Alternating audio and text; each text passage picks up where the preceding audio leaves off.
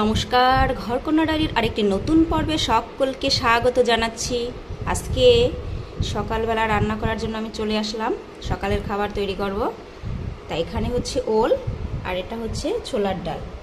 আমি ওলটা রান্না করব ছোলার ডাল দিয়ে বড়া বানিয়ে।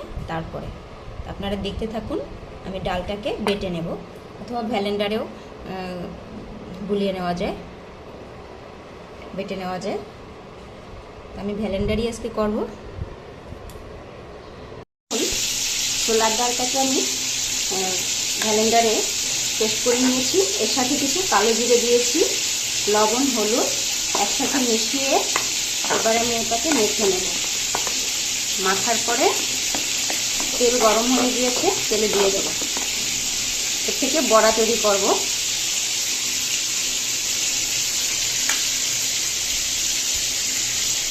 দেখুন, ছোটো ছোটো করে বড়ার আকারে দিয়ে দেব।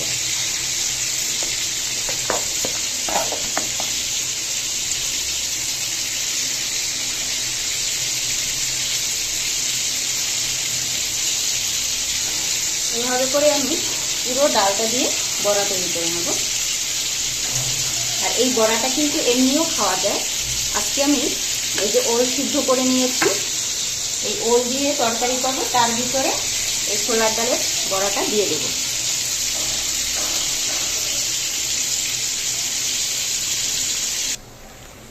দেখুন, আমার বড়াগুলো ভাজি করা হয়ে গিয়েছে। এবার আমি এগুলো তুলে নেব। এরপরে আর বাকি যে ডাল আছে তার থেকেও আমি বড়া তৈরি করে নেব। আর এইদিকে আরেকটা কড়াইতে ভাজি করব। আর এইদিকে এই কড়াইটাতে আমি কালো জিরে ফোড়ন দিয়ে নিচ্ছি।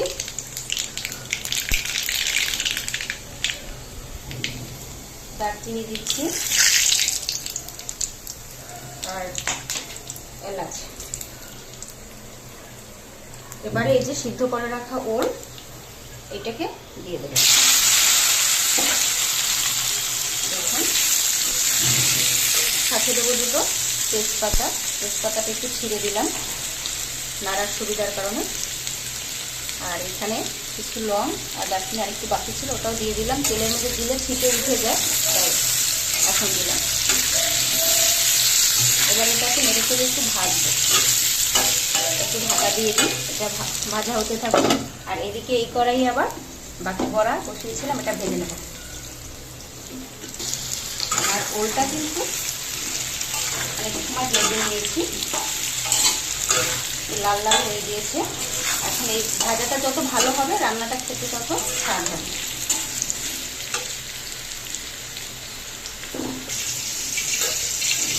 দেখুন, আমার ওলটা কিন্তু বেশ ভালো করে ভাজা হয়ে গিয়েছে, লাল লাল করে। এবার এখানে আমি লবণ আর হলুদ জলে গুলিয়ে রেখেছিলাম, এটা দিয়ে দেবো। এটা দিয়ে কিছু সময় ঢাকা দিয়ে দেবো ওলটা কষানোর জন্য। এবার ঢাকা দিয়ে দেবো। ঢাকনাটা খুলে ওলটা একটু নাড়াচাড়া দিয়ে দেবো, আবার একটু ঢাকা দিয়ে দেবো। এতে করে কষানোটা ভালো হবে। দেখুন, আমার ওলটা কিন্তু বেশ ভালো করে কষানো হয়ে গিয়েছে, তেল ছেড়ে দিয়েছে। এবার আমি ঝোল যে তৈরি করব তার জন্য জল দিয়ে দিচ্ছি। এখানে গরম জল দিলে ভালো হয়।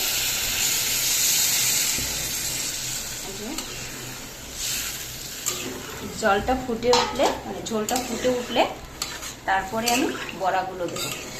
এইভাবে করে নিরামিষ ওলের তরকারি খেলেও কিন্তু বেশ ভালো লাগে। আবার যারা মাছ দিয়ে খান তাহলে চিংড়ি মাছ দিলেও ভালো লাগে।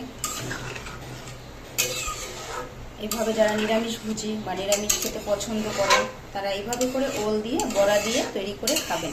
আর এখানে দেখুন, আমি কোনো ঝাল, অতিরিক্ত ঝাল বা মশলা, বাটা মশলা কোনো ইউজ করিনি। শুধু কালো জিরে ফোড়ন দিয়ে, দারচিনি, তেজপাতা, এলাচ, লং ফোড়নও দিয়ে তার থেকেই তরকারিটা তৈরি করছি।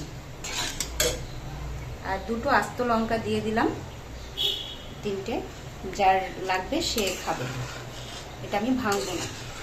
অনেকেই আছেন ঝাল খাবার খেতে পারেন না, এইভাবে করেও খাওয়া যায়। ঝোলটা ফুটে উঠুক, তারপরে আমি বড়াগুলো দিয়ে দেবো।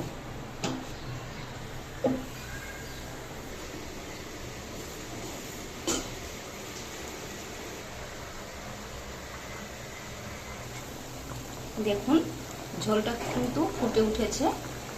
এবারে আমি বড়াগুলো দিয়ে দেব। আর এই বড়াগুলো এমনিও খাওয়া যায় ভাতের সাথে, যে ছোলার ডালের বড়া। এবার দিয়ে দিচ্ছি এক এক করে।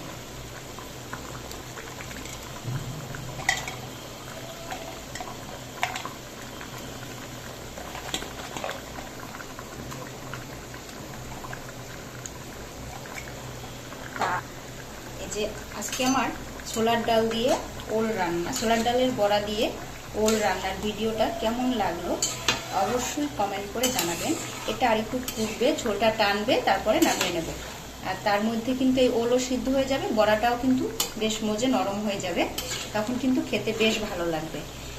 যারাই অতিরিক্ত ঝাল মশলা খেতে পারেন না, এইভাবে করে খাবেন, দেখবেন এটাও কিন্তু শরীরের জন্য খুব উপকারী, স্বাস্থ্যকর রান্না। মশলা নেই, বাটা মশলা নেই, ঝাল নেই, দুটো আস্ত লঙ্কা, তিনটা আস্ত লঙ্কা দিয়েছি। যা দরকার পড়বে সে গুলে নিয়ে খাবে।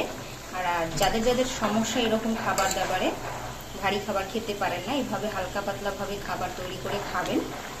আর আজকের ভিডিওটা কেমন লাগলো অবশ্যই কমেন্ট করে জানাবেন। ভিডিওটি ভালো লাগলে লাইক, সাবস্ক্রাইব, শেয়ার করে দিবেন। দেখুন ঝোলটা ফুটো, একটু পরে নামিয়ে নেব।